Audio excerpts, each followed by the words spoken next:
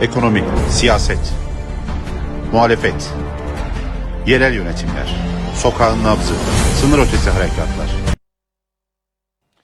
Külliye TV ekranlarından hepinize hayırlı akşamlar sunuyorum.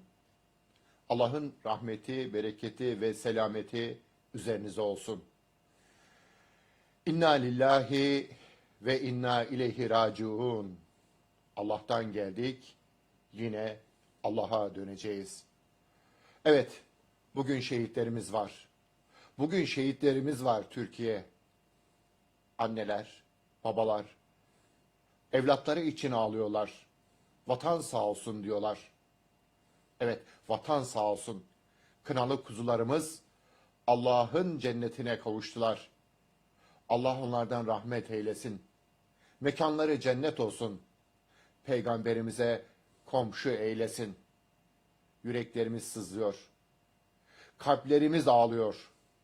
Gözyaşlarımız sel olup aksa da şehitlerimize olan minnet borcumuzu asla ödeyemeyiz. Çünkü onlar biz rahat uyuyalım diye şehit oldular. Çünkü onlar biz özgür olalım diye şehit oldular. Çünkü onlar düşman ayak çizmelerini bu ülkede gezdirmesinler diye şehit oldular. Çünkü onlar Türkiye'nin namusu, ahlakı, dini, vatanı, bayrağı, milleti için şehit oldular. Onlar Allah'ın vaat ettiği cennetteler elbette ki. Elbette ki hainler, vatan hainleri, alçaklar, şerefsizler yaptıklarını misliyle ödediler, ödemeye de devam edecekler. Şunu çok iyi bilmelidirler ki her Türk asker olarak doğar, asker olarak yaşar, asker olarak ölür. Nasıl ki Müslüman olarak doğup, Müslüman olarak yaşayıp, Müslüman olarak öldüğü gibi. Kanları yerde kalmadı, kalmayacak. Her birimiz, 85 milyonun her bir ferdi onların intikamı için ellerinden geleni yapacaklar. Dualarımız onlaradır. Her birimiz bu vatan için, bu bayrak için, bu devlet için, bu millet için canımızı seve seve verir, kanımızı seve seve akıtırız. Evet, gözlerimiz yaşlı, gönüllerimiz ağlıyor. Evlatlarımıza, şehitlerimize, kınalı kuzularımıza ağlıyor. Vatan ağlıyor, devlet ağlıyor, millet ağlıyor. Onlar anaların gözyaşlarında boğulacaklar. Unutmasınlar o hainler, o alçaklar akıttıkları kanda boğulacaklar. Ve onlar unutmasınlar ki öldükleri zaman leş oluyorlar. Onlar unutmasınlar ki cehenneme odun oluyorlar. Onlar unutmasınlar ki öldükleri zaman onları toprak bile kabul etmiyor. Bizim aslanlarımız, bizim kuzularımız şehit olduklarında Allah'ın vaat ettiği cennete koşuyorlar. Hem de peygamberimize komşu olarak. Ne mutlu ki o şehadet şerbetini içenlere, ne mutlu ki Allah için, vatan için, millet için canını seve seve verenlere, ne mutlu ki şehadete gülerek, tebessüm ederek gidenlere ve ne mutlu ki o anne o babalara vatan sağ olsun diyerek milletin acısını dindirenlere, ne mutlu ki o ailelere, o bacılara, o çocuklarımıza böyle bir babanın eşi, böyle bir babanın çocukları oldular. Artık onlar şehit annesi, şehit babası, şehit hanımı, şehit çocuğu, bizim başımızın tacı. Onlar nerede, ne zaman, nasıl olurlarsa olsunlar, onlar bizim şehidimizin emanetleridir. Biz Allah'a yemin olsun ki şehitlerimizin emanetine sonsuza dek sahip çıkacağız.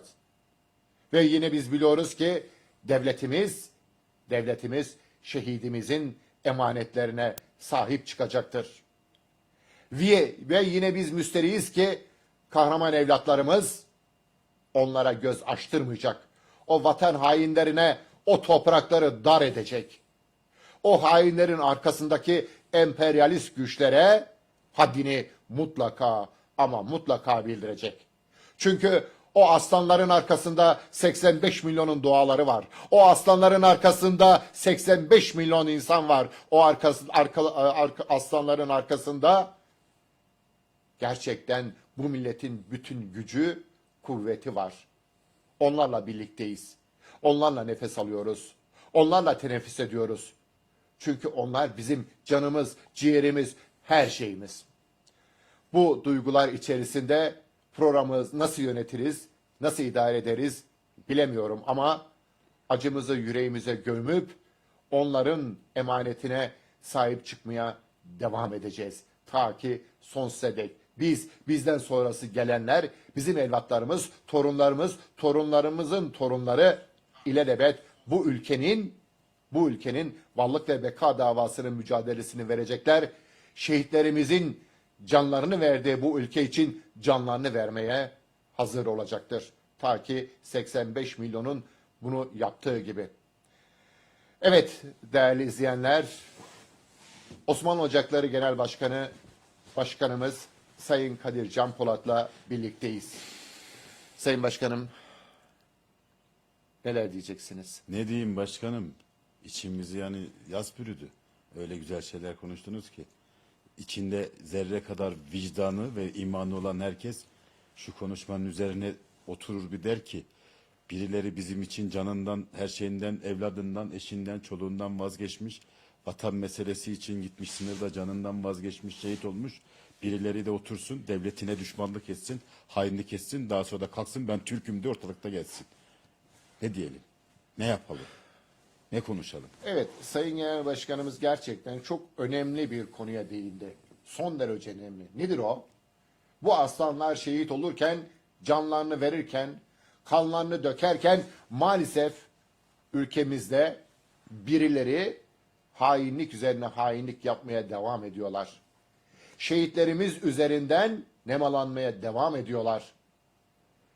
Milli bir mesele olduğu zaman, vatan, devlet, bayrak meselesi olduğu zaman üç maymunu oynuyorlar. Ve bunu o kadar açık net bir şekilde yapıyorlar ki artık kendilerini gizleme gereğini duymuyorlar. Örneğin muhalefetin Atatürk Havalimanı'nı, Millet Bahçesi'ni yapılmasına neden karşı çıktıklarını ortaya koydukları gibi. Evet değerli başkanım, ne diyeceksiniz bu konuda? Atatürk Havalimanı ve Atatürk üzerinden bu millete yapılan zulümlere devam ediyorlar. Evet. Atatürk üzerinden ve Atatürk Havalimanı üzerinden iyi ya Millet Bahçesi, millete teslim ediyoruz. Atatürk zaten egemenlik kayıtsız şartsız milletindir demedi mi? Niye zorlarına gidiyor bu CHP'li kardeşlerimizin? Bu CHP yöneten arkadaşların niye zoruna gidiyor? Biz Atatürk'ün ilke ve inkılaplarını kendilerini hatırlatmamızdan dolayı niye rahatsız oluyorlar? Osmanlı ocaklarını cahil mi zannediyorlar? Yobaz mı zannediyorlar? Atatürk düşmanı mı, Cumhuriyet düşmanı mı zannediyorlar? Ne zannediyorlar bunlar? Atatürk egemenlik kayıtsız şartsız milletindir demiyor mu başkanım? Atatürk Havalimanı'nın millet bahçesi olmasından Atatürk ve Atatürkçüler rahatsız olur mu? Olmaz. Kim rahatsız olur? Bölücüler. Atatürk'ün ismini de ağızlarına doluyorlar. Atatürk Atatürk diyerek Atatürk'ün ne ilkesi kaldı, ne inkılabı kaldı, ne egemenlik kayıtsız şartsız milletindir lafı kaldı. Hiçbir şey kalmadı. Baştan aşağı palavra yalanmış. Siyaset, bana göre siyaset bitmiştir. Bana göre artık bunları da konuşmak da gereksiz. Evet. Çünkü herkes tarafını belli etti. Herkes tarafını belli etti artık.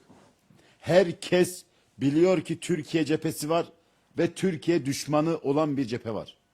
Evet. Bunun içinde kimler var? Türkiye cephesinde kimler var? Türkiye'nin düşman olan cephesinde kimler var? Vay efendim Atatürk Havalimanı'nı siz milleti nasıl verirsiniz de? Bir dur ya.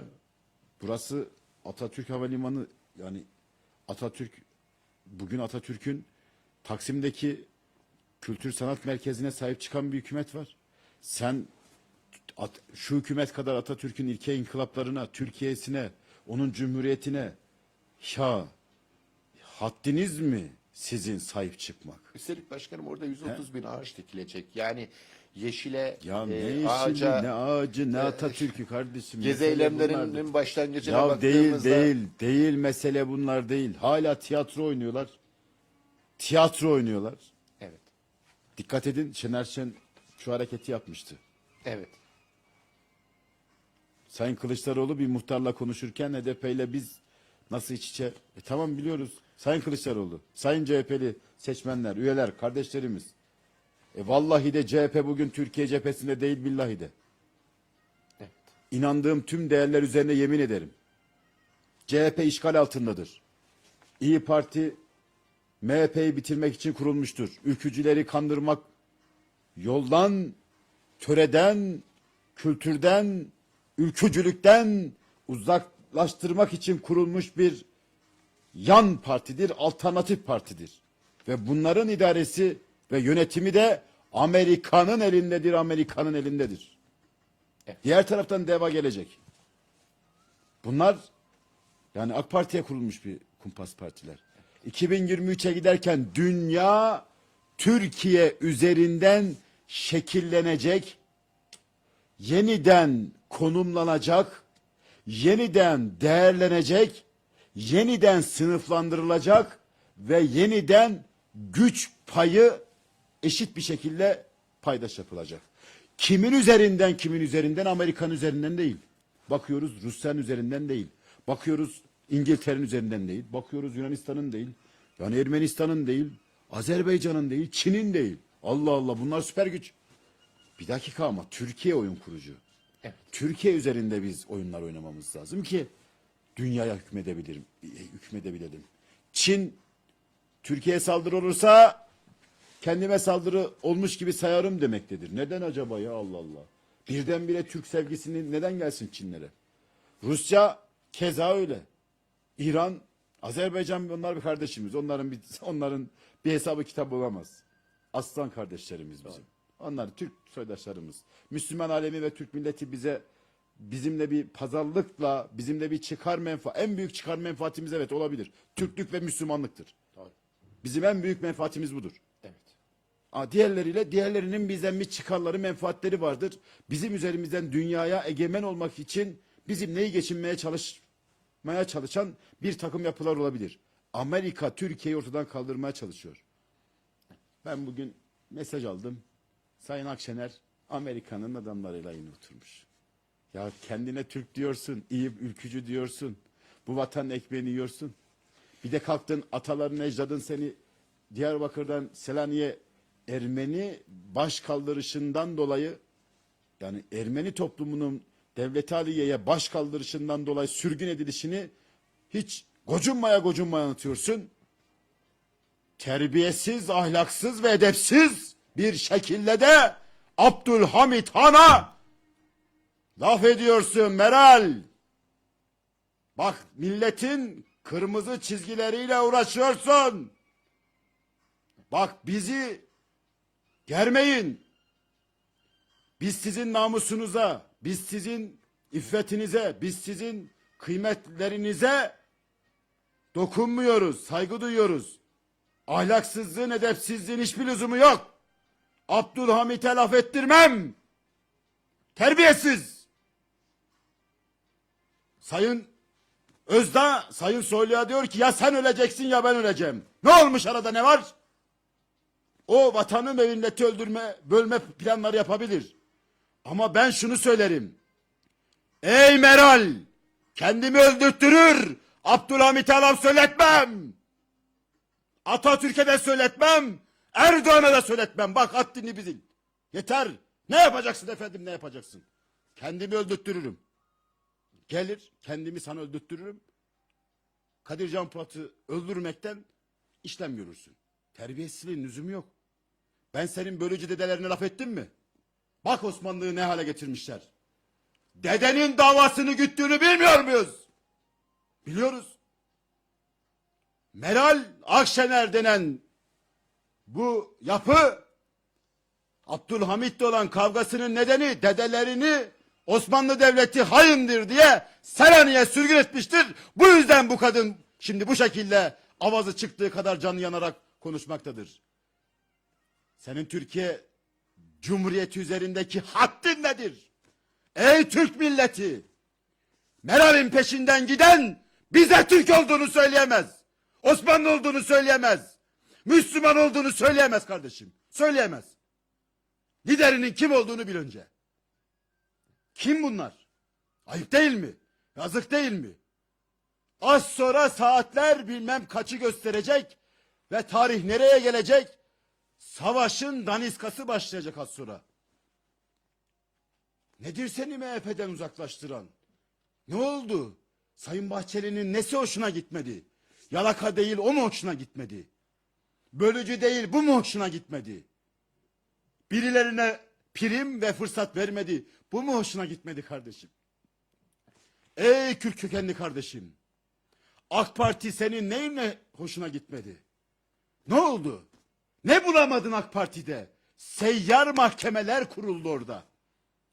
Siz yine daha bölücü terör örgütüne destek verdiniz. Ne oldu kardeşim? Ha, şimdi yaran mı var? Ben efendim AK Parti'ye gitmem. Tamam kardeşim. Bak Osmanlı Ocakları'nın Ocak Partisi var. Bizim misyonumuz var. Biz en az AK Parti kadar da hükümete talibiz. Biz en az AK Parti kadar da bu ülkeyi yönetmeye talibiz. Biz kimseye yalakalık, şakşakçılık olsun diye Ocak Partisi'ni kurmadık ha. Bizi yanlış anlamasınlar. Ama biz Erdoğan'ın ve onun Türkiye sevdasından da vazgeçmedik ha, onu da söyleyelim. AK Partili yöneticilerin bir yoğurt yeme stili var. Biz o yoğurt yeme stilini bugünkü AK Partili yöneticilerin, Sayın Cumhurbaşkanımızı alalım şöyle. O bizim Abdülhamit'imiz. Neymiş efendim, neymiş? Meral diyor ya hani, sana sayın diyene lanet olsun artık. Kendi adıma konuşuyorum.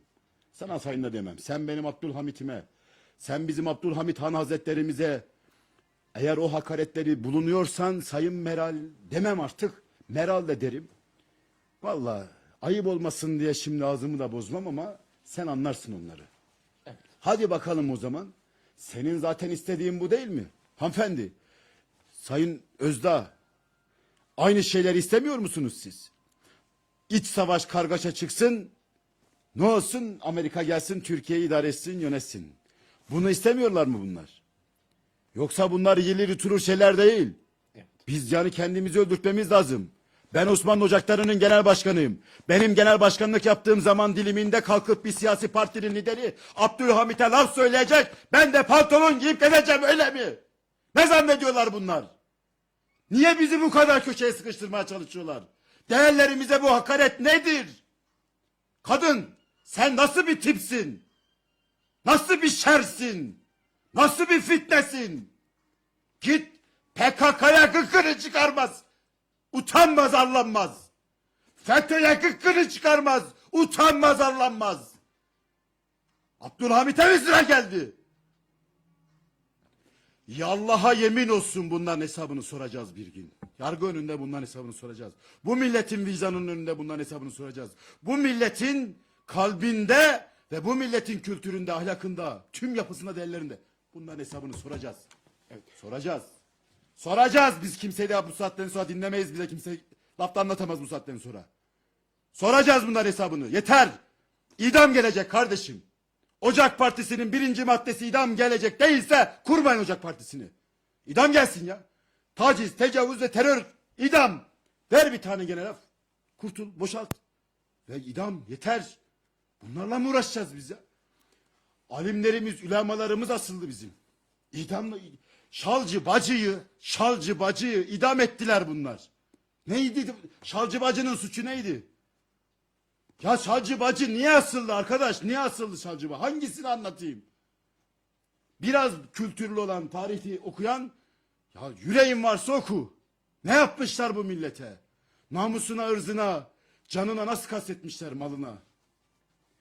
Adamın 2 hayvanı var. Bir tanesini elinden almışlar. Böyle zulmetmişler, şimdi ekonomik krizden bahsediyorlar. CHP döneminde, İsmet İnönü döneminde 2 hayvan olan iközünün bir tanesini tutmuş almışlar. Gel ben almışlar. Neredeydiniz siz bu zamanlar peki o zamanlar? He? Kriz varmış o zamanlar, milletin malını yağmalamışlar. Şimdi güya akılları sıra ekonomik kriz. Muhtemelen soracak var mı bu soru?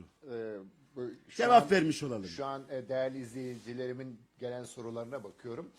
Başkanım, iki tane savaş var diyebilir miyiz? Yani birisi aslanlarımızın, kralı kuzularımızın dağda PKK itlerini mağaralara gömme savaşı. İkincisi de Ya. siyaseten Türkiye'de Türkiye'nin düşmanlarıyla Türkiye'nin sevdalıları arasında yapılan siyasi bir savaş. Böyle bir savaş var diyebilir miyiz? Birinci Dünya Savaşı'ndan sonra her milletin ve devletin kanı durdu. Ama ne tesadüf ki Türk milletinin ve milletinin kanı akmaya devam ediyor. Evet. Niye? Peki Bu savaşın adı ne? Birinci Dünya Savaşı bitti. İkinci Dünya Savaşı bitti. Üçüncü Dünya Savaşı şu anda işte alevleniyor. Koptu kopacak kıyamet belli zaten. Yunanistan rahat durmuyor. İnşallah saldırır, öyle bir hata yapar da haddini bildiririz, o ayrı konu. Ama zaten bizim kanımız akıyor. Zaten bizim şehit haberlerimiz var. Bize daha artık çok sıradan ya. Kaç tane şehidimiz var? 5 tane. Kaç tane? 2 tane. Her gün bir şehit haberi. Sanki sıradan böyle bir sıradan, her gün sıradanmış gibi. Her gün bir şehit haberi. Sanki bunlar babasının kesesinden gidiyor. Tarlada yetişiyor ya bunlar. Bu evlatlar, bu kanalı kuzular sanki tarlada yetişiyor. Öyle kolay mı? Bir Müslüman Türk evladının, bir Müslüman Kürt evladının, Arabının, bir Müslümanın, evladın, insanın, bireyin, ahlaklı insanların, dürüst insanların yetişmesi kolay mı oluyor zannediyorsunuz? Öldürülen her Türk Müslüman evladı dünyaya sıkılmış bir mermidir. Kesinlikle. Eğer öldürülen her Türk evladı, şehit olan her Türk evladı bütün dünya için bir modeldir. Dünya kaybetmektedir. İnsanlık ve Türk milleti kazanmaktadır. Dünya kaybeder, neden mi? Eğer Türk milleti olmazsa bu dünya adalete, huzura, barışa, feraha kavuşamaz. Asla kavuşamaz. Ya bizi ne ilgilendirir? Falan ülkenin filan ülkeyle bir sorunu varmış. Ya biz arabuluculuğa giriyoruz. İnsanlar ölmesin diye. Aynen. Müslümanmış veya değilmiş. Hiç ayırt. Ukrayna mı Müslüman, Rusya mı Müslüman? Ha? Hangisi Müslüman? Biz dinde milliyetçilik yaptığımızı iddia edenler. Ya biz Yaradan'dan ötürü seviyoruz. Hristiyan, Yahudi, şucu, bucu, ateist. Peki başkan, buraya gelmişken son günlerde hiçbir şekilde gündemden düşmeyen mülteciler konusu var. Ümit Özdağ'ın bu konuda Sayın İçişleri Bakanımızla olan bir kavgası var diyelim. Altına başka bir şey diyemedim ben. Bu Türkiye'deki yabancı düşmanlığını, işte biliyorsunuz Bolu Belediye Başkanı'nın billboardlara asmış olduğu bir ilan var vesaire. Nasıl bakıyorsunuz? Dünyanın hiçbir yerinde Türkiye'deki kadar demokrasi bir anlayışı olduğunu düşünmüyorum. Sayın İçişleri Bakanımız Soylu'ya karşı yapılan bu sistem dışı ve insani dışı saldırıların temelinde ben Türkiye düşmanlığı olduğunu yatıyorum. Tıpkı Erdoğan gibi. Evet. Kadir Can Polat'a niye saldırsınlar? Türkiye düşmanlığı. Ya Türkiye cephesindeki aslında Doğu Perinçek'e niye saldırıyorlar? Evet. Büyük Birliğe, MHP. Ya işte Türkiye cephesinde olan herkese saldırıyorlar. Belli. Ve biz bunlara müsamaha gösteriyoruz. Bu şey olan... Bakın yanlış anlamayın ama benim görev yaptığım yerde kimse Osmanlı ocaklarının önünde saat 11'de geliyorum diye bir açıklama yapar, silahsız geliyorum derse, oraya gelemez ya. Bunlara fazla şımartılıyor. Türkiye Bakın, Cumhuriyeti'nin bir ama bakanı şimdi olduğu için. bakanımız tabii ki devlet adamı. Evet. Bakanımızla iş öğretecek halde değiliz. Evet. Bakanımız nerede ne yapması gerektiğini bilir. Bu yapıların demokrasi kılıfı ve elbisesi içinde yapmış oldukları anarşiyi görmemiz lazım. Bize bunları gösteriyor. Sayın Bakanımızın yapmış olduğu bu refleksler olmasa ben Ümit Özdağ'ı bu şekilde tanıyamayacağım. İyi yaptı. Millete bunların gerçek yüzünü gösterdi. Tıpkı Erdoğan'ın FETÖ'yü bu millete gerçek yüzünü gösterdiği gibi. Tıpkı Müslüman Kürtlerin PKK'yı bu millete gerçek yüzünü gösterdiği gibi. Bakın bunlar çok önemli. Evet.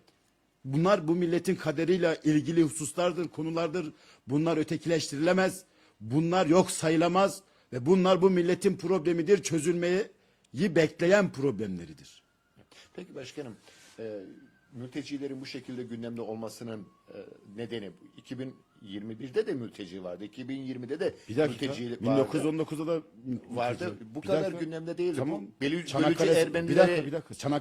Çanakkale'ye gidelim. Çanakkale'de Joniler gelip bizimle savaşmadı. Ermeniler gelip bizimle savaşmadı. Evet. Bir dakika, Türkiye'de şu anda bölücü Ermeni sorunu varken ben Evet.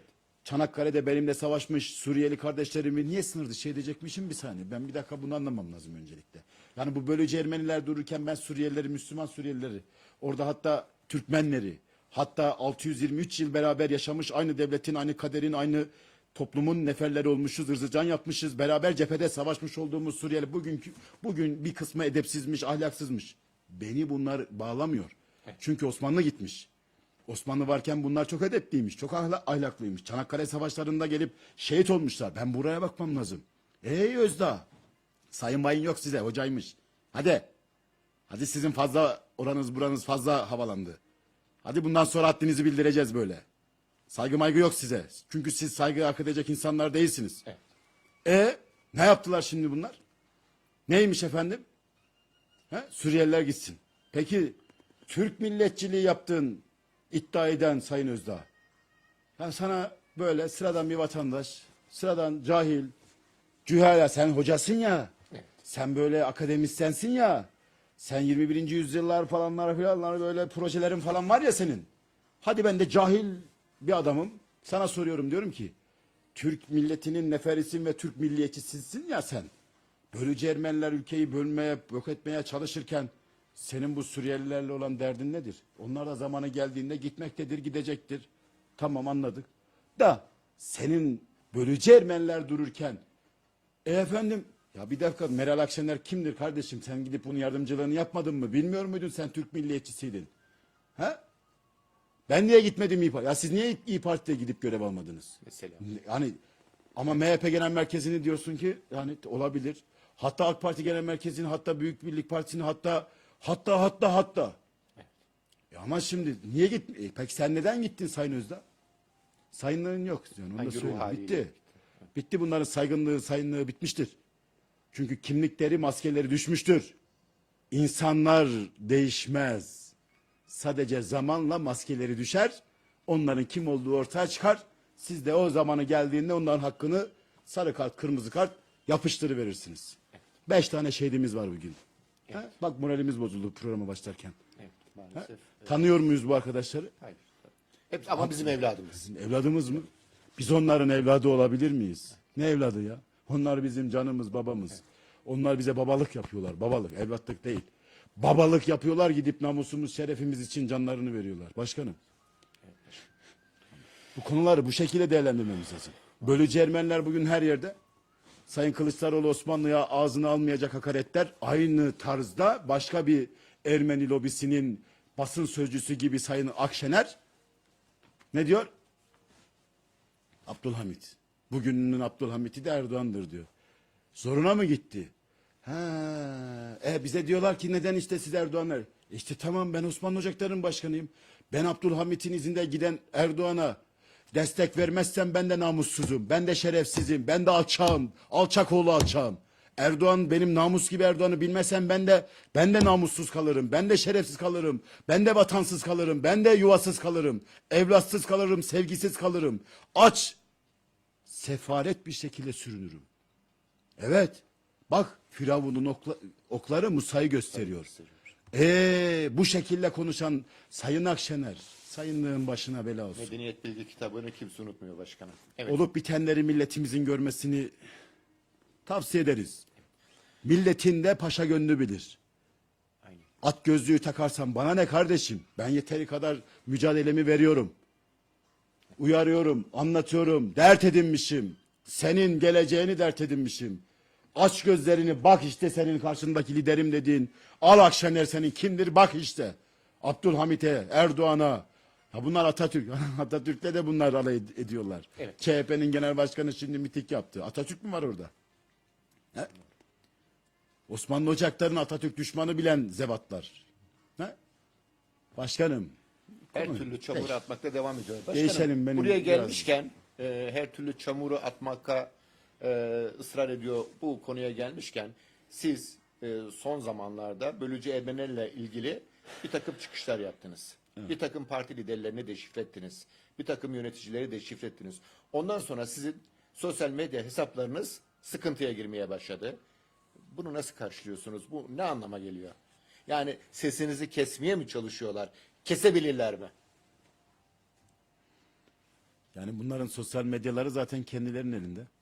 Evet. Bölücü Ermenilerle alakalı bir şey konuştuğumuzda toplumsal düzene aykırı geldiğimizi söylüyorlar. Ama ölen Suriyeli çocukların resimlerini boy boy paylaşırlar.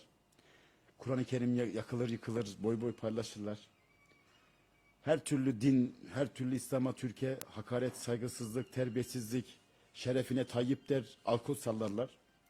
Hiç bunlar toplumsal düzeni bozmaz. Ama biz bölücü Ermeniler hakkında 2 kelime konuştuk diye hesaplarımızı kısıtlasınlar. Evet. Yani çok da kullanmayız hani. Hiç önemli değil. Bizi susturabilirler mi? Allah'a yemin ederim. Yani ayaklarımı parçalasalar, ağzım yerinde kalırsa yine devam edeceğim.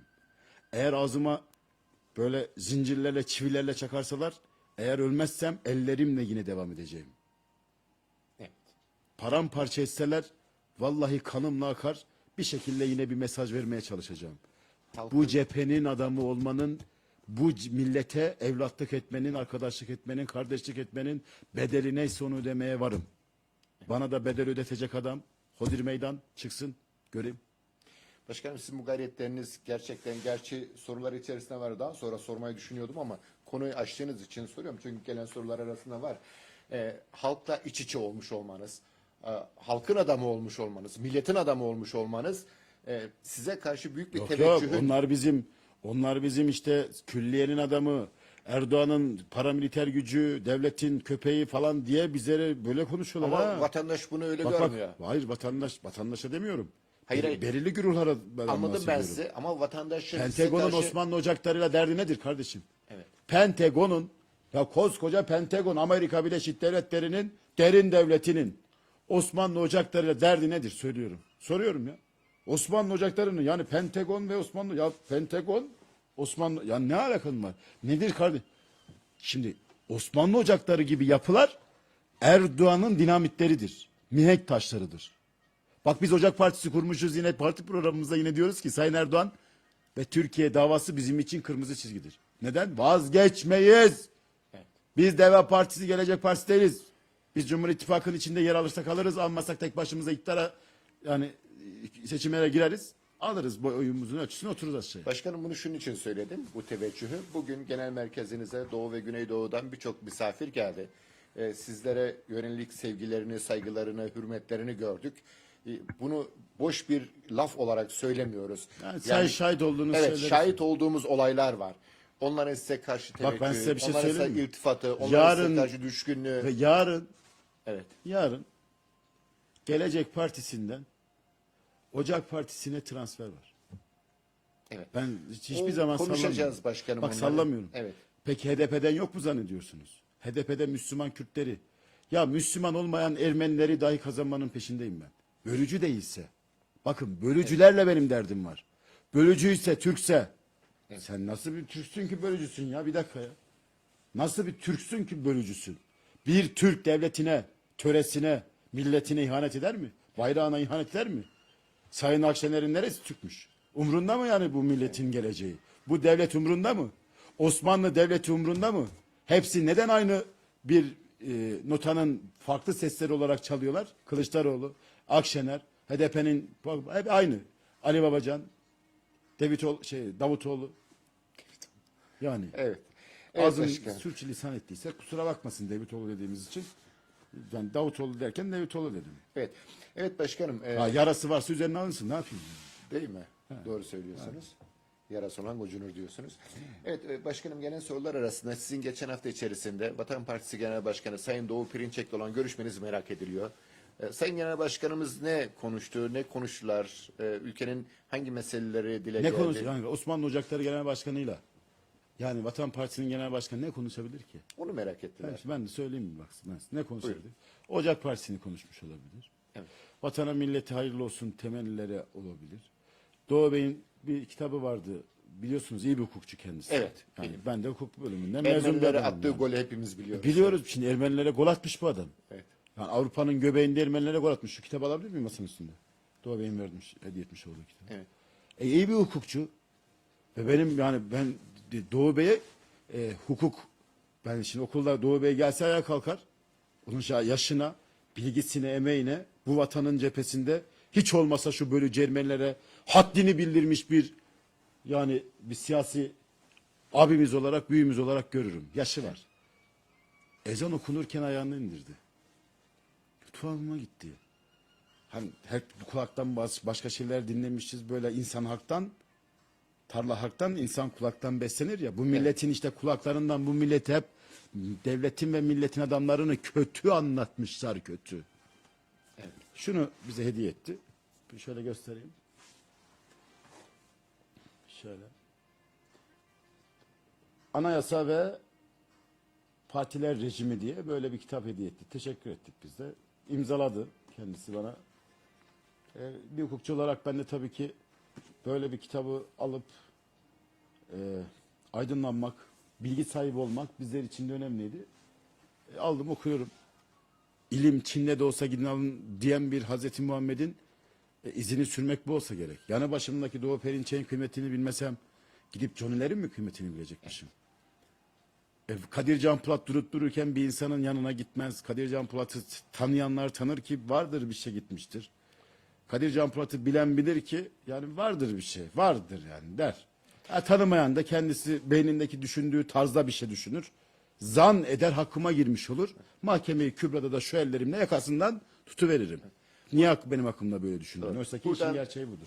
Sayın Başkanım müsaadenizle buradan Sayın Doğu Perinçek'i stüdyomuza davet ediyoruz. Kendileri uygun görürlerse Tabii, istediği, tabii kendileriyle de bir canlı yayın tabii yapar. canım, tabii gelir. Görüşlerini Tabii. almaktan da çok büyük mutluluk duyarız. Gelir yani bunlar bak bu millet için, bu devlet için hizmet etmek isteyen insanların egosu, işte enesi, işte böyle bazı işte bir havalısı falan olmaz.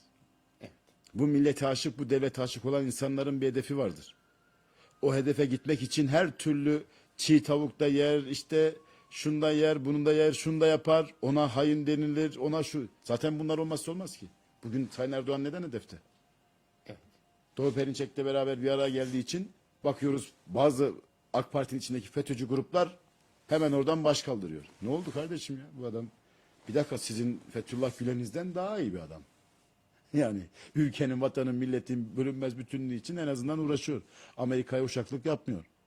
Amerika köle değil. Vatanımı, milletimi bölmeye çalışmıyor en azından. Ben meselelere bu şekilde bakarım. Evet. Diğer taraftan yani MHP'ye farklı gözle mi bakıyoruz biz sanki? AK Parti Genel Merkezi'ni her seferinde eleştirmemize rağmen onları dışladığımız anlamı mı çıkacak bunlardan? Biz Dost herkesin eleştirisi, kardeş gül yerine eleştirisi. dikene su dökmek zalimliktir. İnsanlar bizim için her biri bir güldür. Altındaki dikenler onların kendi atalarıdır. Biz dikene değil güle talibiz. Evet. Evet. Başka sorunuz varsa. Başkanım hani bir laf vardır Anadolu'da meyveli ağaçlar taşlanır diye. Siz de sürekli taşlanıyorsunuz. Olabilir. Hayırdır inşallah diyoruz. CHP'li Gülay Yedekçi'nin Osmanlı ocaklarını Suriyeliler üzerinden hedefe koyması diyor değerli izleyenler. Ne dersiniz? Ya şimdi fazla Gülay- Gençlik Kolları Başkanımız bir video yayınlamış. Yani Evet. akıllı olun demiş. Akıllı olun, doğru demiş. Doğru demiş başkanım. Yani akıllı olun kardeşim. Yani ne desin Doğru çocuk? demiş yani. Yani Gençlik Kolları Başkanımız Fazlı Bal akıllı olun. Burası işte şunlar değil, bunlar değil. Tamam yani akıllı olun. Evet doğru akıllı. Yani akıllı olun, kötü bir deli olun o zaman. Hadi deli olun o zaman. Ne diyelim şimdi? Yani Oda TV'sinden, Cumhuriyet Gazetesi'nden hepsi hurra Osmanlı Ocakları'na akıllı olun, tehditler geliyor. Ya kardeşim akıllı olun öğüdü sana tehdit geliyorsa ya ben ne yapayım? Öyle algılıyorsan. O zaman deli ol. Demek ki bir yaran Tamam deli var. ol o zaman. Tamam deli ol. CHP deli ol. Cumhuriyet Gazetesi deli ol. Oda TV deli ol o zaman. Akıllı ol. Yani başkanımızın yapmış olduğu açıklama ben arkasındayım. Evet arkasında. Fazlı Bal kardeşimizin ve diğer başkanlarımın da. Bunlar öyle bedava ve basit bir şekilde yetişen başkanlar ve yiğitler değil. Hadi oradan. Bir iki tane olumsuz bir şey oldu diye ben öyle kimseyle de Kimseye yapmam, yedirtmeyiz. incitmem. Evet. Öyle hemen çizecek de değilim. Varsa ona düşmanlık eden tüm yapıların hepsini karşıma alır. Ama ben dava kardeşimle satmam. Açıklamasına katılıyorum. Varsa bir suç unsuru önce beni yargılasınlar. Akıllı olun diyor. Ne diyorsun? Yani akıllı olun. Yani akıllı olun diyor. Suriyeliler üzerinden, bölücü Ermeniler dururken Suriyeliler üzerinden siyaset yapmayın, akıllı olun. Tamam, doğru diyor, akıllı olun. Akıllı olmazsan ne olur? Dellenirsin işte. Ha, dellendiğin anda o zaman da işte görürsün. O mesajın sana nasıl bir nasihatla ulaştığını anlarsın. Ha, sen bunu tehdit algılarsan demek ki senin ruh halin tehdit içeriyor. Arkadaşımızın, kardeşimizin, başkanımızın konuşmasında sen tehdit algılamışsın. Orada ben suç unsuru görmüyorum. Ben de Varsa görmüyorum başkanım. bir Evet. suç unsuru hodri meydan. Evet. Devletin Savcılık var, savcısı var, şey polisi var. Evet, doğru söylüyorsunuz. Göreve davet ediyorum.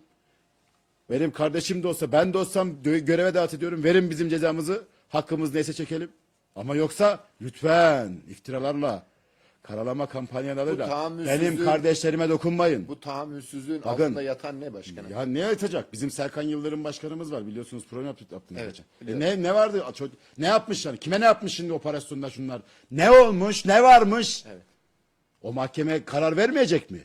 O karar geldikten sonra ben bunun hesabını sormayacağım mı zannediyorsunuz? Efendim, o zaman sizin yanınıza değildi, şimdi yanınıza. Ya siz millete niye zulmettiniz?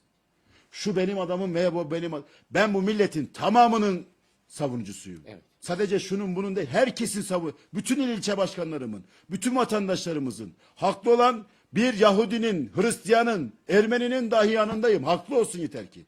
Ama haksızsa babamın oğlu da olsa gözünün yaşına bakmam kardeşim. Evet başkanım. Başkanım biraz ortalığı yumuşatalım diyorlar. Sevgili izleyenlerim diyor ki Sayın Genel Başkan'ın Doğu ve Güneydoğu gezisi olacakmış. Bunun nasıl, bu geziyle ilgili bahseder misiniz? Nesinden bahsedeyim? Sanıyorum Yani Diyarbakır annelerini ziyaretiniz olacak. Yani Öyle tahmin Ayşegül ediyorum. Ayşegül Biçer kardeşimiz, bacımız gitti, evladını dağ kadrosundan kurtardı. Askeriye'de şu anda asker yaptı. Evet. Bu kardeşimizin, bacımızın gel deme çağrısına siz başkan olsanız böyle bir kurumun sürünerek dahi olsa gitmez misiniz? Kesinlikle. Biz de birlikteyiz. Biz de Beraber gideceğiz gideceğiz. inşallah. Beraber gideceğiz. Şimdi böyle bir çağrı. Orada diyor ki benim evladım geldi. Ben bir Kürt anasıyım. Benim çocuğumu ben PKK'nın elinden kurtardım. Başkanım, diğer anaların çocukları için nasıl peki ben burayı boş bırakayım? Onların da evlatları için burada durmam gerekmez mi? Evet. Ben gidersem bu ana nöbetinin bir yerde idolü oldum.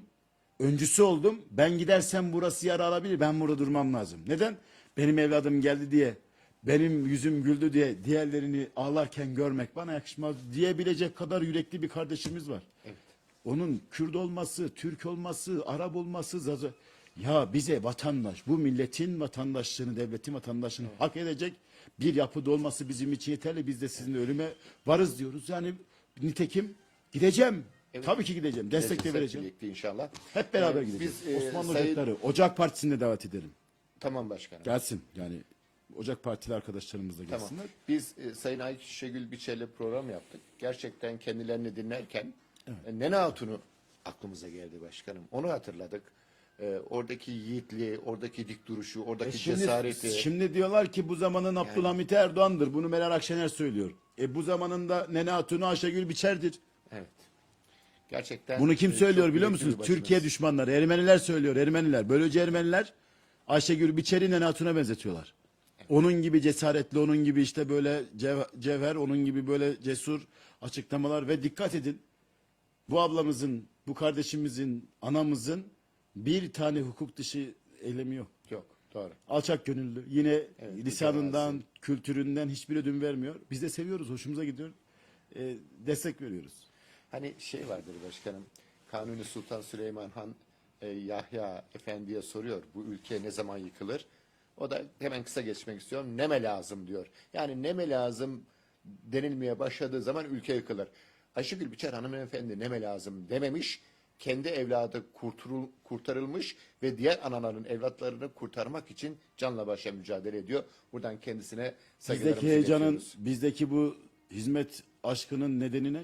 Erdoğan gibi, Ayşegül Biçer gibi, diğer siyasi böyle gerçekten makul insanlardaki bu tutum ve davranışlar gibi bunlara karşı bizim duruşumuz var. Evet. Onların bize vermiş olduğu bu heyecan var.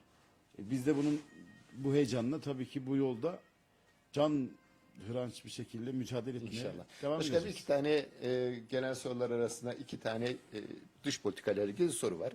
Birisi NATO'nun gelişme süreci, biliyorsunuz. İsveç ve Finlandiya'nın NATO'ya alınma konusu var ve Başkan Erdoğan'ın Tabii. vetosu var. Tabii. Bunu Amerika nasıl Başkanı da görüyorsunuz? diyor ki Türkiye'ye gitmenize gerek yok, ben halledeceğim diyor. Evet. Nasıl halledecek başkanım? Nasıl halledeceksin? İşte ben Bush'a şimdi Biden'a saydım Biden'a sormak lazım. Evet. Efendim kafanız İyi git mi? gel mi? İyi kötü bilmem de. Kafanız git gel mi? Yani siz o koltukta oturuyorsunuz. Türkiye'siz siz bir şey yapamayacağınız zaten farkındasınız. Neyim? Onlara diyecek ki işte Erdoğan'ı durun indireceğiz. Yakında bir seçim var. Seçimden sonra Erdoğan gidecek. Zaten bizim Kemal muhtemelen gelecek. Cumhurbaşkanı olacak. Kemal biz ne derse onu, biz ne dersek onu yapacak efendim. Gerek yok. Erdoğan var şu anda Türkiye'de. Tamam mı? Evet. Sayın Biden, Amerika'nın başkanısın. Bak bizim Türkiye'deki bir sıradan bir vatandaşın ne konuştuklarından haberimiz var. Ya bizi basit salma. Pentagon'da Osmanlı Ocakları hakkında konuşuyoruz. Bak haberimiz var. Bizi böyle fil olup bizi karınca görüyorsunuz. Ama ezmek isteseniz de bir taşın altı ayağınıza denk gelir. Biz karıncayız ya. Ezemezsiniz ha. Bir de bakalım. Bakalım sizin mi yüreğiniz ulu, bizim mi yüreğimiz ulu? Bakalım sizin mi gücünüz, bizim mi imanımız? Yani imanla savaş olmaz mı? Olunur mu? Nasıl? Yani İmanla- Çanakkale'yi hatırlatırız. Şimdi şunu anlamıyorlar. Evet. Bak sizin elinizde silah olur, savaşmaya korkarsınız. Ben Müslüman Türk evladı olurum. Etrafımdaki gördüğüm her şeyi silaha çevirir, size saldırabilirim. Evet. Şimdi Türk'ün Çanakkale'deki savaşının yani o sahnenin oluru budur biliyor musunuz? Evet başkanım. Ya istiklal ya ölüm diyen yani Mustafa Kemal Atatürk'ten bugün gelmişiz. Şurada yani sıra sıra boy boy birileri var orada. Ve bunlar ne konuştuğunu bilmeyen, Osmanlı'yla kavga eden. Ya Atatürk Osmanlı'dan aldı mühürleri. Yapma etme yani bu Osmanlı'ya sen düşmanlığın tamam anladık yani ailenle bölücü Ermeniler var. Anladık sen Alevi de değilsin. Anladık Türk milletinden de değilsin. Ama yani bu kadar da CHP'nin başındaki bir insan alalen Atatürk'e, Osmanlı'ya karşı bu şekilde hakaret etmez, edemez. CHP'de ben ne yapayım aklı başında iki tane bir adam yokmuş da Kemal Bey'i indirmemişti. Hatta bu bizim işimize gelmiyor değil yani. Bakın açık konuşayım. Evet. Kemal Bey orada dursun. Peki başkanım, Sayın Yaşa Bahçeli'nin... Kemal Kılıçdaroğlu. Yaşa Kemal Kılıçdaroğlu sen CHP'nin başında kesinlikle olmalısın. Osmanlı düşmanlığı, Atatürk düşmanlığı. Devam. Çok iyi. Ey CHP milleti ve grupları sizin Cumhurbaşkanı adayınız zaten başka kim olacak ki canım? Evet. Ya başka kiminiz var? Evet. Yani profilde zaten görünen köy kılavuz istemez. Sayın Kılıçdaroğlu'ndan başka zaten yani adam var mı? Varsa ne işi var başta? Neden orada? Evet. Şimdi balık kokmuş baştan. Kuyruğu da kokmuş. Yani neresi kokmamış ki? Herkes neden bir liman peşinde CHP'de? Atatürkçüler neden tasfiye edildi? Ne oldu şimdi ya? Nerede yani milli, yerli çizgiden CHP'de bugün anti milli, anti yerli. Hatta yani Amerika Başkanı diyor ki Amerikan Başkanı durun gitmeyin siz. Evet. Erdoğan gidecek, Kemal gelecek, bu iş bitecek. Başkanım, Kılıçdaroğlu'ndan açılmışken aslında burada hatırlattılar sevgili izleyenler. Sağ olsunlar, kendilerine teşekkür ediyorum. Kemal Kılıçdaroğlu'nun Canan Kaftancı'nın yargılanmasıyla ilgili hukuk kararlarını tanımadığını söyledi. Bu bir aymazlık değil mi sizce? Nedir bu? Yani bunun anlamı ne? Hukuku tanımamak, işlerine geldiği zaman... Tamam bunlar Türkiye'yi tanımıyorlar. Bunlar Türk bayrağını Peki tanımıyorlar. Türkiye'nin yönetimine Atatürk'ü nasıl talip tanımıyorlar. olacaklar? Atatürk'ü tanımıyorlar. Türk bayrağını tanımıyorlar. Hükümeti tanımıyorlar. Devlet aliyeyi tanımıyorlar. Türkiye Cumhuriyeti Cumhuriyet sistemini tanımıyorlar. Türkiye Cumhuriyeti Devleti'nin İçişleri Bakanlığı'na saygısızlık yapıyorlar. Yani devletin kurumlarına saygısızlık yapıyorlar. Bunlar devlet düşmanı.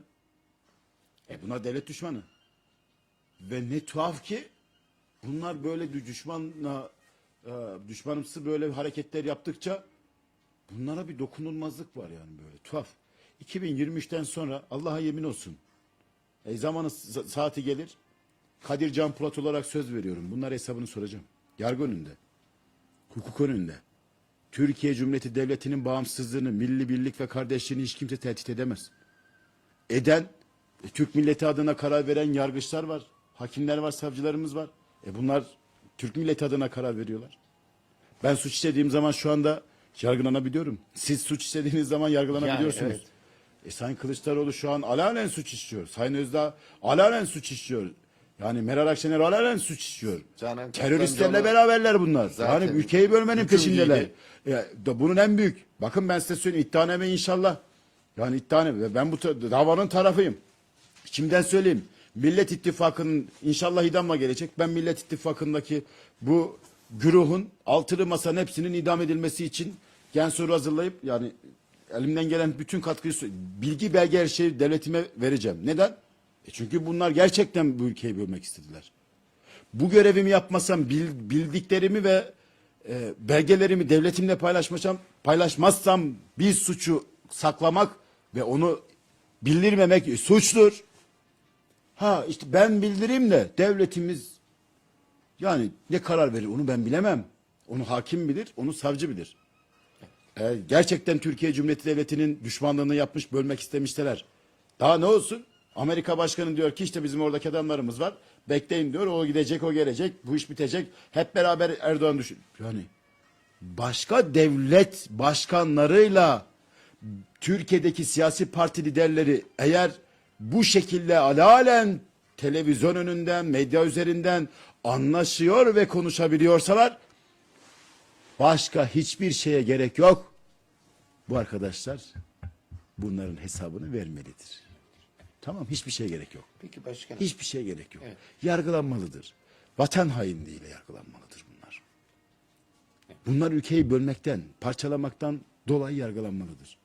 Benim niye hiçbir, yani beni şimdi Pentagon hedef alıyor.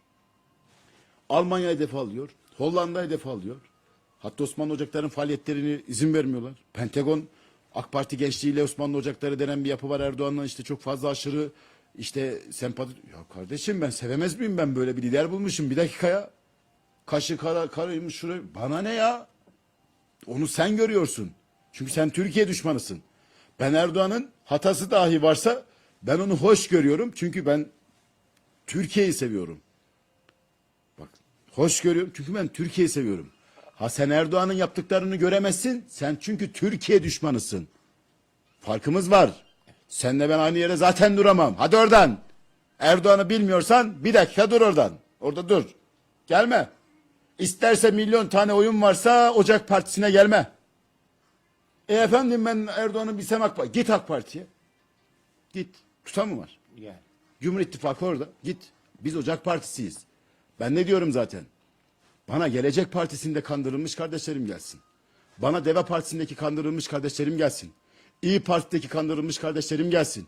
Evet. HDP'de kandırılmış kardeşlerim gelsin. Ben bunlarla bu vatanı, bak bunlarla neler yaparım biliyor musunuz? Bak yapacağım, göreceksiniz. Çok şey. Yapacağız hep beraber, başaracağız bunları. İnşallah. Başaracağız. Bak başaracağız. İnşallah. Dananın kuyruğu kopuyor aslında. Evet. Başkanım yine bir soru var. Diyor ki değerli Ziye'nin Devlet Bahçeli'nin sözünden hareketle NATO ile biz var olmadık, NATO ile de yok olmayız. Gerekirse NATO'dan çıkarız. Yani NATO dediğiniz bir avuç karga ötüyor orada. Yani NATO dediğiniz yani başımıza bela olmuş bir yerde darbe NATO üzerinden gelmiş. NATO'nun bize avantajı vallahi ben böyle duruyorum da yani NATO'nun bize faydası nedir Allah aşkına? Yani NATO ne oldu? Ya işte birbirinden birisi savaş açtığında diğer hepsi NATO. Ya bırakın. NATO bir Hristiyan birliğidir. Biz Müslümanız. Ya kandırmayalım. Tek Müslüman ülke. Ya Allah Allah kandırmayalım. Evet. Yarın Türkiye'ye vursun bir ülke. NATO üyeleri efendim siz Türkiye'ye vurdunuz biz de size vuracağız mı diyecekler. Ya NATO birliği dediğin şöyle bu temsildat olmasın, Osmanlı Ocakları'nın dergisidir, bu çok değerlidir bizim için. Bunu koyayım ben yine de. Şunları alayım. Buyurun. Şunları alayım. Şunu al. Buyurun. Şurada falan devletlerin başkanlarının imzalamış olduğu bir maddeler. Şöyle kağıt parçaları. Evet. Mühürlerini vurdular. Evet. Tamam da 2023'te bunların bir hükmü yok ki. NATO dediğim bir şeyin yani hükmü yok ki. Evet. NATO otomatik 2023'ten sonra zaten pürbüz oluyor ki biz neyin yani NATO'da olsak ne yazar, olmasak ne yazar. Doğru. Türk milleti ne zamandan beri yani başkalarının Himayesiyle hareket ediyor. anahtarlarıyla kendi evinin kapısını açmış. Ne zamandan beri? Başkalarının tarlasında kendi ekmeğini kazanmış. Ne zamandan beri elin damadıyla kendi düğününe girmiş ki şimdi girsin? Sayın Bahçeli doğru demiş. Doğru. Buyurun lütfen. Evet başkanım, bir soru daha var. Biliyorsunuz Başkan Erdoğan durup bir çıkış yapıyor. Şöyle dünyayı bir sallıyor. En sonunda da Yunan Başbakanı Mitsotakis ile ilgili olarak yok hükmündedir benim için, yok Evet, hükmündedir dedi. evet. Nasıl karşılıyorsunuz? Yani Ama Amerika'ya gitti bu, yani bu kendini gaza gelen mi adam? Yunanistan Başbakanı yani gaza gelen mi adam? Gitti Amerika Senatosu'nda, oradaki senatörler kalktılar, alkışladılar. Yunanistan hiç görmemiş bir şey, yani görünmemiş bir şey. Şimdi adam da diyor ki ben Amerika'dayım ve buradaki senatörler beni alkışlıyorlar. Bekle, Türkiye'ye geliyorum. Gel sen gel. Sen gel bakalım. Geri zekalı mısın sen? Sen onların gazına gelip şimdi Türk askerinin 2 tane pençesinde kaldığın zaman göreceksin sen. Gelecekmiş. Geleceğin varsa göreceğin var. evet başkanım. Ne diyeyim yani? Gaza geliyorlar. Amerika'nın gazına geliyorlar. Türkiye'nin kucağına atıyorlar Yunanistan'ı. Yani onlar da demek ki hak ediyorlar. Yani Allah işte yani şaşacaklar, beşecekler, gelecekler, düşecekler. Bizim 2 saatimize bakar Yunanistan. Evet. Yani, Bizim Mehmetçiğimizin 2 saatine bakar yani. evet, inşallah bunun Amerika üstler kurdu bilmem. Bunun Hadi farkında be oradan, onların varlar. o Amerika'da gelsin. Yani şimdi işte bak biz de imanla biz savaşıyoruz. Biz öleceksek şehit olacağız diyoruz. Ama onlar cehennemin dibini boylayacaklar. Neden? Haksızlar. Firavuna çalışıyorlar. Şeytana hizmet ediyorlar. Siz Allah'a mı? Yok, haşa tövbe, biz kimiz ki Allah'a hizmet edelim?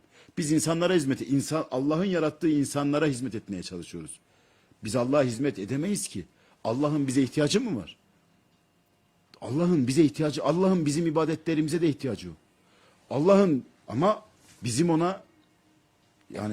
ona tenzih yapmamıza, tesbih yapmamıza, işte yeryüzündeki şunlar da benim asil kullarım, şunlar da dürüst kullarım, görmeden tanıyan kullarım derse ne güzel bize, ne güzel. Ne güzel bize. İşte Allah'a iman noktası. Hristiyanlarda bu var mı? Yahudilerde var mı? Keşke olsa. Keşke bunlar da dinlerini yaşasalar. Yahudilik bir dindir. Dinin temelinde Allahu eheddir. Allah birdir. 2 olmaz, olamaz. Doğrulamaz, doğutturamaz. Temelde dinde bu vardır çünkü. Keşke Hristiyanlıkta da yani İsa işaretleri, Musa, Allah baba oğul diyorlar ama işte orada Allah'a ortak koşuyorlar. Allah tektir. Allah bir çocuk edin. Bismillahirrahmanirrahim. Kul huvallahu ehad. Allahu samet. Lem yelid ve lem yulet ve lem yekun lahu küfüven ehad. Ehad. O bir, başka bir diğer vahid değil yani. Vahidün. Vahid Arapçada bir. Ama ehad başka bir bir. Bir ama 2 olmaz. 0 olmaz. 3 olmaz. Allah bir eş edinmedi. Ayet-i kerimede var. Bizim ortak noktalarımız yani eğer dinde Allah'a giden yolda Allah birdir diyen insanlar Hz. Muhammed'in peygamber ve olduğuna ve onun Resul olduğuna iman getirmeleriyle yani buna mecburdurlar. Allah'a inanan herkes Hz. Muhammed'in peygamber olduğuna inanmak zorundadır. Allah'a ben inanıyorum çünkü Hz. İsa'ya inanıyorum. Evet. Bak ben Allah'a inanıyorum, Musa'ya inanıyorum. Hazreti Musa'ya inanıyorum. Peki efendim sen Allah'a inanıyorsun, Hazreti Muhammed'e neden inanmıyorsun? Çünkü son din ona uymak lazım. Ama benim yaşantımla Hazreti Muhammed'in getirmiş olduğu yaşantı arasında çok fark var. Nasıl yapacağız? Ya aslında fark yok ya.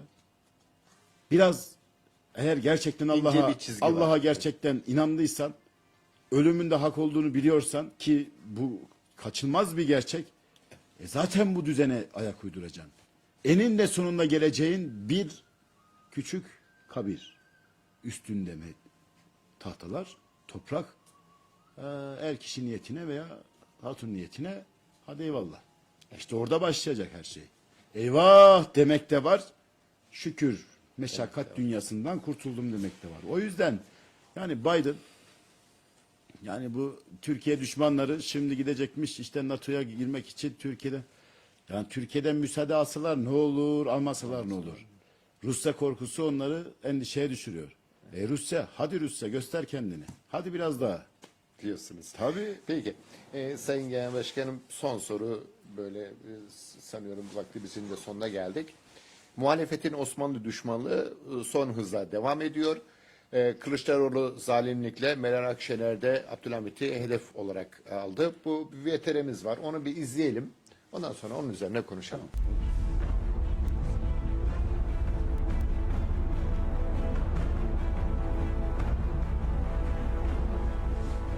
Osmanlı'nın zulmüne karşı bu çadırlarda ne mücadeleler verildi. Kahrolsun istibdat, kahrolsun zulüm. Devasa Osmanlı niye battı? Bir toplu üne bile üretemeyen bir Osmanlı. Bilimi ve teknolojiyi reddeden bir Osmanlı battı arkadaşlar. İttihat Terakki de var. Tek adamlığa doğru giden bir sisteme karşı baş kaldırı. Buranın öznesi eğer Abdülhamit ise bugünün öznesi Recep Tayyip Erdoğan'dır. Şöyle diyebilirim. Biz Cumhuriyet Halk Partisi ile ittifak yapınca Kırat'ın ya huyundan ya suyundan benzedik. CHP Genel Başkanı Kemal Kılıçdaroğlu ilk olarak 2017'deki TOP Genel Kurulu'nda hedef aldı Osmanlı'yı. Devasa Osmanlı niye battı? Bir toplu üne bile üretemeyen bir Osmanlı. Bilimi ve teknolojiyi reddeden bir Osmanlı battı arkadaşlar. Osmanlı'nın Fatih dönemini hatırlarız. Kanuni dönemini hatırlarız. Ya bu devasa Osmanlı, Akdeniz'i göle çeviren Osmanlı, Karadeniz'i Osmanlı'nın gölüne çeviren Osmanlı niye battı? Bunun üzerinde niye kafa yormak? Ana muhalefet lideri Fatih Sultan Mehmet'i, Kanuni Sultan Süleyman'ı ilginç ifadelerle andı. Türkler 14 devlet batırdı çıkışı tartışmaları da beraberinde getirdi. Osmanlı'nın Fatih dönemini hatırlarız. Kanuni dönemini hatırlarız. Övünürüz. Efendim Türkiye Cumhuriyeti 15. devlet. Türklerin kurduğu 15. devlet. Bu ne demektir? 14'ünü batırdık demektir arkadaşlar. 14'ünü batırdık demektir. Kılıçdaroğlu'nun bu tuhaf hesabı salonda şaşkınlığa yol açtı. Tarihte 16 Türk devleti olduğunu unutması dikkatlerden kaçmadı. Türkiye Cumhuriyeti 15. devlet. Türklerin kurduğu 15. devlet. Bu ne demektir? 14'ünü batırdık demektir arkadaşlar. CHP Genel Başkanı 22 Nisan 2018'deki Silifke Yörük Türkmen Çalıştayı'nda da Osmanlı'yı hedef aldı. Osmanlı İmparatorluğu'nun halka zulmettiğini öne sürdü. Osmanlı'nın zulmüne karşı bu çadırlarda ne mücadeleler verildi. Gelen tepkilere rağmen hakaretlerinden geri adım atmadı Kılıçdaroğlu. Grup toplantısında sözlerinin arkasında durdu. Yörüklere, Türkmenlere zulüm yapılmış. Evet yapılmış. Aynı CHP 2018 Cumhurbaşkanlığı seçim sürecinde ise 2. Abdülhamid'i öven kitapçık hazırlattı.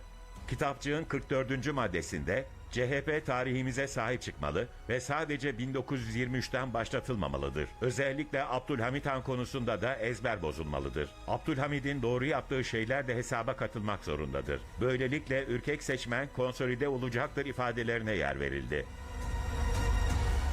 CHP Genel Başkanı 2020'de katıldığı bir programdaysa Osmanlı'yı karaladığı sözlerini unutup partisinin geçmişe sahip çıktığını savundu. Hatta AK Parti'yi CHP'yi Osmanlı tarihine karşıymış gibi göstermekle suçladı. Düne kadar Cumhuriyet Halk Partisi'nin sanki Osmanlı tarihine karşıymış gibi ya da geçmiş tarihi geçmişimize karşıymış gibi bir algıyı ısrarla yaratmak istediler ama AK Parti'nin yarattığı bütün algıların zaman içerisinde ne kadar yanlış olduğunu, Cumhuriyet Halk Partisi'nin gerçekten de kendi ülkesinin bugününe ve geçmişine sahip çıktığını gösteren güzel bir örnekti. CHP Genel Başkan Yardımcısı Bülent Kuşoğlu da katıldığı bir programda dindarların kurtuluş mücadelesine destek vermediğini, Yunanistan'dan yana olduklarını savundu. O zihniyetin temsilcisi olarak da Başkan Erdoğan'ı gösterdi.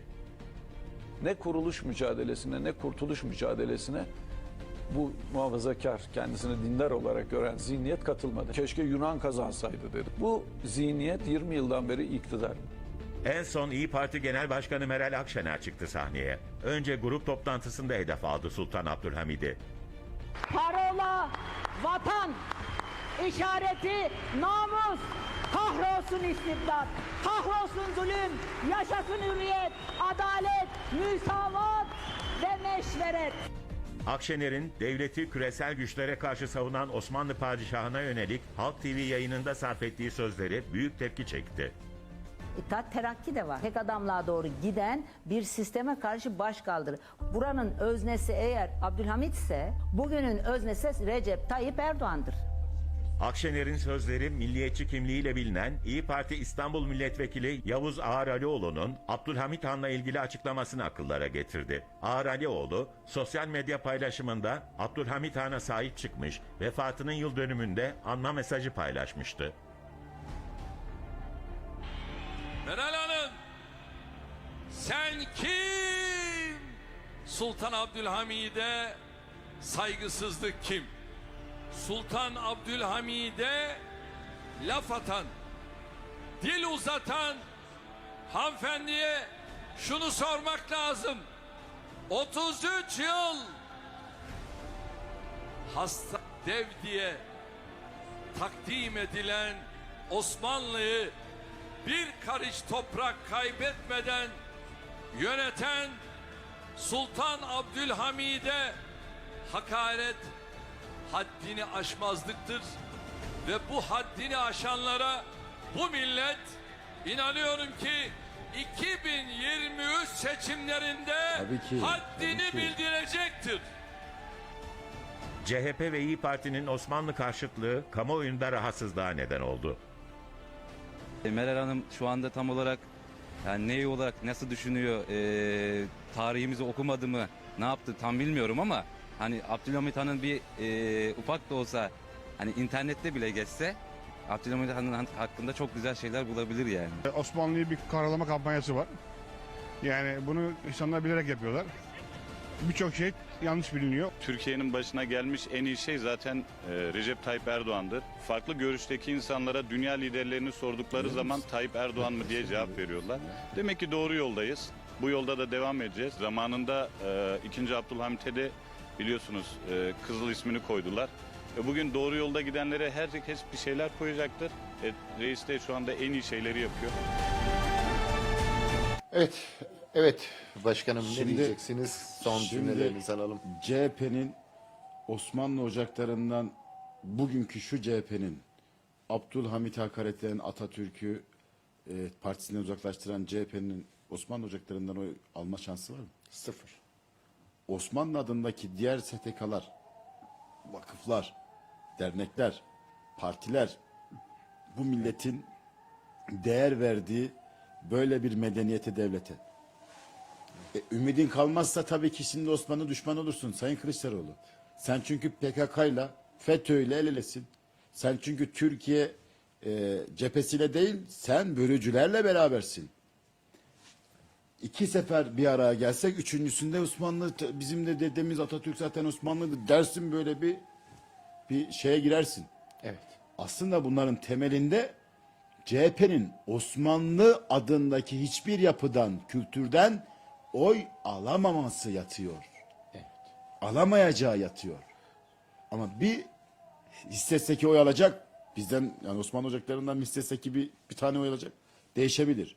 Ama sen oy verilebilecek bir anlayışta ve siyasi bir duruşta değilsin Sayın Kılıçdaroğlu. Zıplama! Osmanlı'yı da ağzına alma, Atatürk'ü de alma, Osmanlı'yı da. Biz onların ikisinin de sahibiyiz. Evet.